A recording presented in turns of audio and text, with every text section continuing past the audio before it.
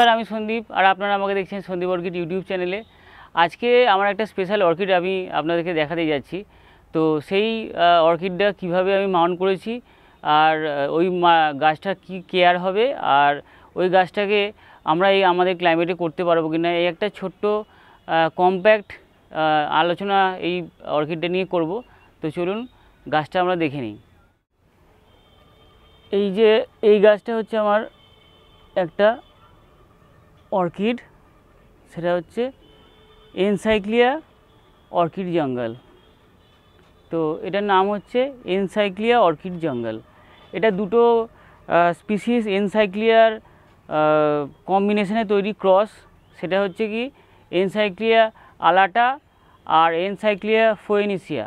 তো এই দুটো গাছের ক্রস হচ্ছে এই এনসাইক্লিয়া অর্কিড জঙ্গল। প্রথমে গাছটাকে উপর দিক থেকে দেখাই। তো গাছটার যে স্পাইকটা হয় সেটা আমি একদম উপর থেকে দেখাচ্ছি। এগুলো হচ্ছে একদম বাড স্টেজে রয়েছে, এগুলো সর্বশেষে ফুটবে। তো ফুল সবসময় নিচের দিক থেকে ফুটতে শুরু করে দেয়, মানে স্পাইকের নিচের দিক থেকে তলার দিক থেকে ফুটতে শুরু করে দেয়। তো এইরকমভাবে এই যে এনসাইক্লিয়া অর্কিড জঙ্গল নিচের দিক থেকে এরকমভাবে ফুটতে ফুটতে ওপরের দিকে আসে। যে কোনো স্পাইকে দেখুন এগুলো যেরকম সাব ব্রাঞ্চ হয়েছে, এই যে একটা দুটো তিনটে চারটে, এগুলো হচ্ছে কিন্তু সাব ব্রাঞ্চ হয়েছে। তো এই সাব ব্রাঞ্চগুলো কিন্তু এই গাছের ক্ষেত্রে বেশ দেখা যায়, এই গাছে বেশ ভরে ফুল আসে এবং এই গাছে কিন্তু দারুণ একটা অ্যারোমা রয়েছে, ফ্র্যাগন্যান্স রয়েছে এই ফুলেতে এবং ফুলটাও দেখতে অনেকটা ইউনিক। এই যে পেটালগুলো দেখতে পাচ্ছেন, পেটালগুলোর কালারটা দু রকমের কালার রয়েছে। একটা হচ্ছে একদম ডার্ক ব্রাউন টাইপের, রেডিশ ব্রাউন, আর তার মাঝখানের অংশটা একটুখানি পেল গ্রিন টাইপের রয়েছে।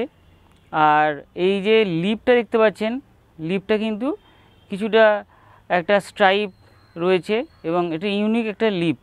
তো এটা ফ্রিঞ্জ টাইপের লিপ, মানে ঝালর ঝালর দেখতে, এটাকে বলা হয় ফ্রিঞ্জ লিপ।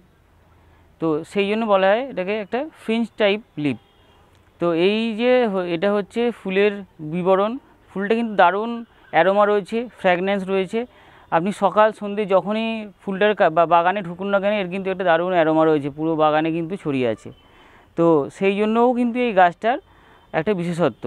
তো স্পাইকটা দেখতে পাচ্ছেন কত বড় স্পাইক। মোটামুটিভাবে যদি আমরা দেখাই তাহলে মোটামুটি প্রায় 3 ফুটের কাছাকাছি এই স্পাইকটা। উপর থেকে যদি আমরা দেখি একদম গাছের এই যে যেখান থেকে স্পাইকটা হয় সেই পর্যন্ত কিন্তু প্রায় 3 ফুটের কাছাকাছি স্পাইকটা। তো এবারে আস্তে আস্তে ফুল সম্পর্কে বললাম। তো এবারে গাছটার নিচের দিকে আমরা দেখে নিই যে কীভাবে মাউন্ট করেছি আর এই গাছটার মানে কেয়ার কীরকম হবে। তো আস্তে আস্তে দেখুন যে এই গাছটা আমি একটা সিডলিং গাছ কিনেছিলাম। তো সেই সিডলিং গাছটা ছিল এইখান থেকে শুরু, মানে এই যে এরকম ছোট ছোট বাল্ব, একবার তাকান তাহলে বুঝতে পারা যাবে। বাল্ব থেকে দেখলে আমরা বুঝতে পারবো এই যে এটা একদম টিস্যু কালচারের গাছ ছিল, একদম সিডলিং গাছ ছিল। তো এই রকম ছোট ছোট সিডো বাল্ব ছিল, সেখান থেকে দেখুন এরকম বেড়েছে, এইখানে এরকম বেড়েছে 1 2 3 4। এখানে প্রত্যেক বছর একটা করে সিডো বাল্ব হয়। এই 4 বছরের মাথায় এই 3টে যখন আমি বাল্ব পেয়েছিলাম, তার পরের বছর এই 4টে যখন হয়, 4 বছরের মাথায় একটা ফুল হয়েছিল, স্পাইক হয়েছিল। তারপরে এখানে একটা 5, তারপরে এখানে একটা 6, এটা একটা স্পাইক হয়েছিল, এটা একটা 7, এটাও একটা স্পাইক হয়েছিল, এটা একটা 8, এটারও একটা স্পাইক হয়েছিল। দেখুন এই যে এটা ভেঙে দিয়েছি।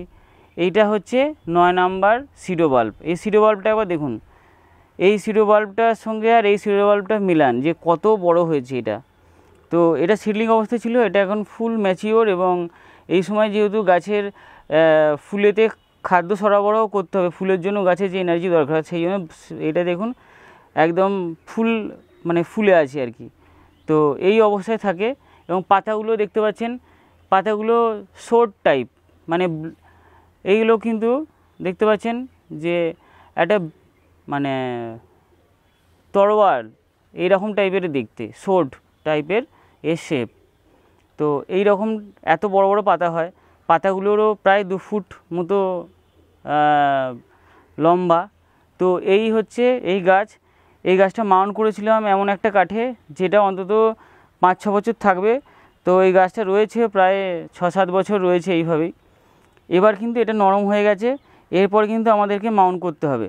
তো অনেকেই বলে যে মাউন্ট করব পুরনো গাছ কিভাবে, তো আমি সেটাই বলে দিচ্ছি যে এই যে গাছটা দেখছেন এটা যেরকমভাবে আছে সেটা কিন্তু এই যে মাউন্ট করা স্ল্যাবটা বা কাঠটা রয়েছে সেটাকে একটা বড় কাঠ নিন, বড় কাঠ নিয়ে তার পিছনে এরকমভাবে সাপোর্ট দিন, দিয়ে কিন্তু দড়ি দিয়ে বেঁধে দিন, তাহলেই হবে। যেহেতু এই গাছটা অলরেডি ধরে রয়েছে শিকড়, তাই ওই যে গাছটা আপনি সেট করবেন নতুন কাঠে সেই কাঠটা শুধু পিছন দিক থেকে দিন, পিছনে থেকে সাপোর্ট দিয়ে জাস্ট বেঁধে দিন, ব্যাস। তাহলেই কিন্তু আবার রুট নতুনভাবে সেট করে যাবে। আর রুট কে সেট করবে সেটা হচ্ছে এই যে রুট সেট করবে, এই যে লিডিং একটা গ্রোথ, নতুন যে গ্রোথ দেখতে পাচ্ছেন, এই নতুন গ্রোথটাই কিন্তু আবার নতুন রুটস হবে। তো সেই রুটসগুলো নতুন কাঠেতে কিন্তু সেট করে যাবে। এই যে এই ফুল হয়ে যাওয়ার পর কিন্তু এই গ্রোথটা এখন মানে বাড়তে একটু টাইম লাগবে, কারণ ফুল রয়েছে, গাছের এনার্জি লাগছে। তো এই ফুলটা ফুটে যাওয়ার পর কিন্তু এই স্পাইকটা গ্রোথ নেবে, তখন কিন্তু এই যে নতুন গ্রোথ, ভেজিটেটিভ গ্রোথটা, এটা কিন্তু আবার একটা নতুন ডাল হবে এবং পরের বছর আবার এই সময় কিন্তু ফুল দেবে। এর অ্যারোমা এতটাই সুন্দর যে বারবার মন চায় যে এর মানে সেন্টটা আমরা নিই। তো দারুণ একটা সুগন্ধি ফুল। এই গাছটা কিন্তু আমাদের ক্লাইমেটে খুব ভালো হয়, তো আপনারা কিন্তু এই গাছটা করতে পারেন। আর এর কেয়ার বলতে গেলে যেটা বলতে হয় সেটা হচ্ছে যে এর কেয়ার ডেলি জল লাগে।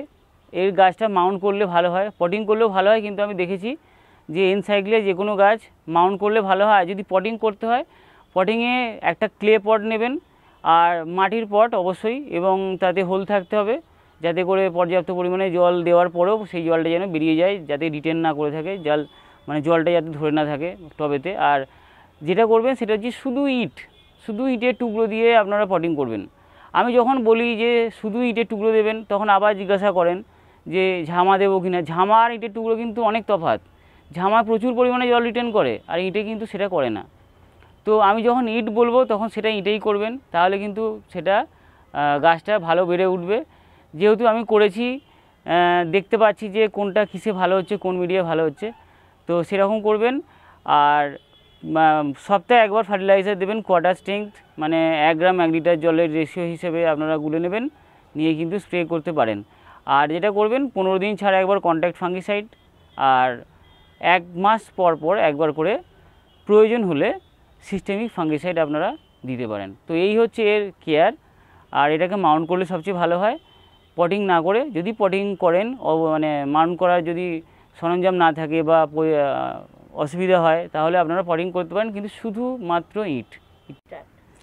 আর এর সানলাইট যেটা লাগে সেটা হচ্ছে মিডিয়াম সানলাইট, মানে আপনার শেডের মাঝামাঝি জায়গাতে আপনি রাখবেন। মানে এর ক্যাটলিয়া যেমন রোদ লাগে সেরকমই ক্যাটলিয়ার মতো রোদ যদি আপনি দিতে পারেন একে। তো ডাইরেক্ট সানলাইট অবশ্যই নয়, সবাই আপনারা জানেন যারা অর্কিড করেন।